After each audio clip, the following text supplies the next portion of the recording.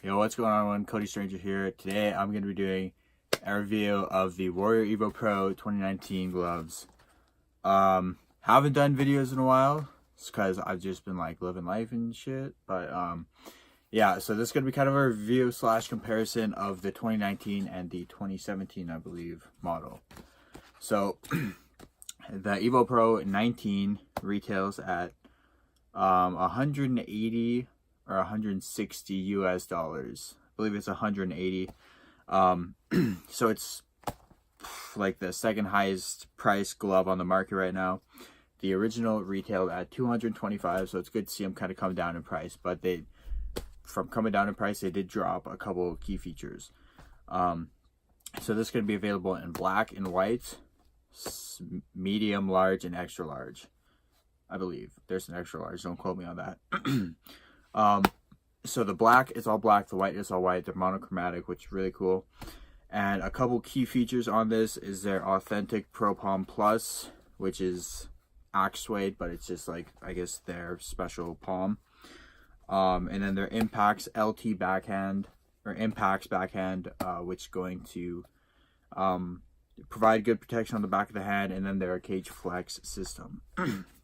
So getting right into this glove, just compared to the old one, I think the old one looks way better. I don't know about you guys, but I saw these when they put Team USA's pair up on Instagram, and I just thought, wow, that's a downgrade. I still think the old one looks better, but this looks kind of grown on me. So when you put the glove on, it is pretty snug, especially in the backhand, right where this big Impacts pad is. It does feel a little snug, but it is a really nice fitting glove. It fits true to size. Actually not a whole lot of like extra stuff on the palm for me usually. Like I just got the Engaged 2s, and there's a lot of, I can pull the palm out really far. Not with these, which I really like. There's some ventilation in the back in the palm. You get a mesh vent here, which is really nice. A couple holes throughout it. Not a whole lot of ventilation on the back of the hand though. There's basically none. There's this 3-piece back of the hand construction, so these side pads lift up like so, and so does the middle pad, and then there's a big vent underneath. But when I blow on it, I can barely feel it. And this whole thing covers up any room for air to get in, really, which I think is a little weird. You know, I heard someone say these gloves are super breathable, but from the backhand, you get little to no air in through the back of the hand. At least with what I found out. There's mesh in between the fingers, which unlike the old model had kind of this special material. I don't know what it is, but I definitely like the mesh. Mesh is definitely more breathable, and I really like that.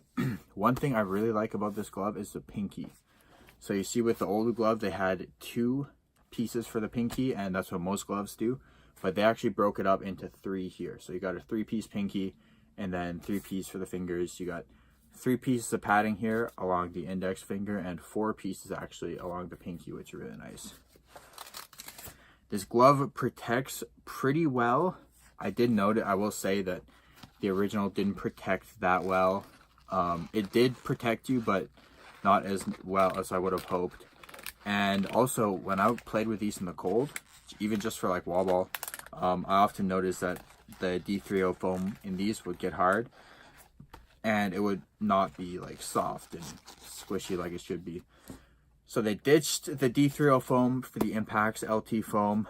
I do kind of like the Impacts better. I don't think the D30 belongs on a lacrosse glove, honestly. It's not the best protection wise, but yeah. They got a really cool cuff here. So on the old one, as you can see, it's a 3-piece. They're not connected, but this one, they're actually all connected through these little bands, which are really cool.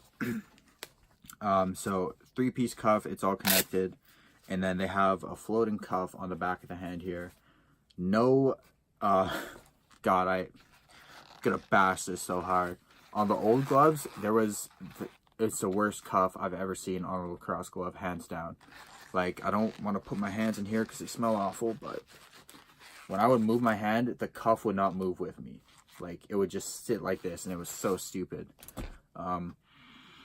That's a smell of hard work, but no, but terrible cuff on the old gloves.